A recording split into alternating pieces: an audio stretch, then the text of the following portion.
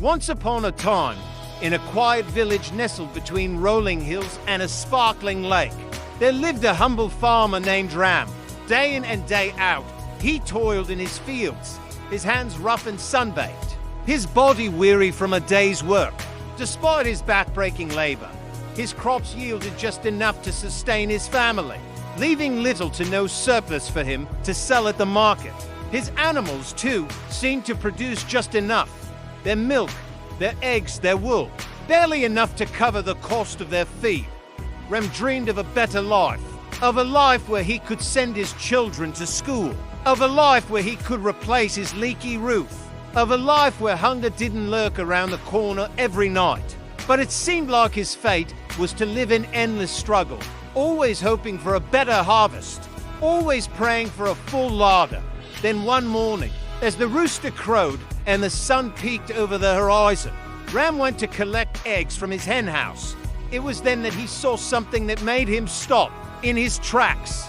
Among the usual white eggs lay a golden egg, shimmering like a tiny ball of sunshine. Could this be real? He wondered, his heart pounding in his chest. He picked up the egg, its weight heavy in his palm. It felt real, solid, unlike anything he'd ever seen before. With trembling hands, he rushed to the market, where the goldsmith examined it, his face breaking into a wide grin. "Pure gold!" he exclaimed. "You, my friend, have struck gold." That day, Ram sold the egg for a king's ransom, enough to change his life, to give his children a future. He rushed back home, his steps lighter, his heart soaring. And as he entered the hen house, he found another golden egg, waiting for him. Day after day, the hen laid these golden eggs, each one a promise of a brighter tomorrow, each one a step towards a life of comfort. Soon, Ram was the richest man in the village, his fields expanding, his barns overflowing, his children laughing and playing. But with each golden egg, Ram's greed grew. The joy of the unexpected gift faded, replaced by the relentless pursuit of more gold, more wealth. Why wait for one golden egg when he could have a dozen?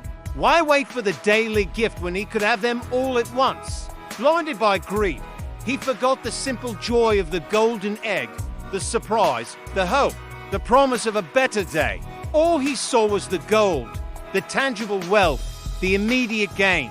And so he hatched a plan born out of greed, a plan that would change his fortune forever.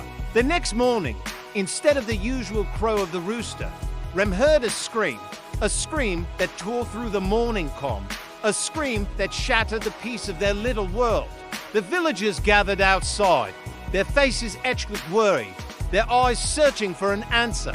And there they saw Ram, his face ashen, his eyes wide with horror, holding a lifeless hen in his hand. "She's dead," he cried, his voice cracking. "My golden hen, she's dead." As the news spread, a wave of sympathy washed over the village. They had all benefited from the golden hen, from the hope it represented. And now it was gone.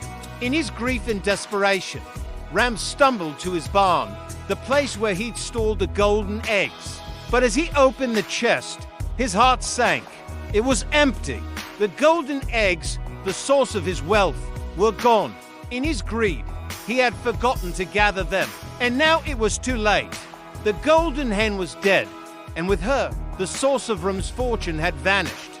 Days turned into weeks, and Ram, once the richest man in the village, was reduced to penury. The fields he had expanded lay barren.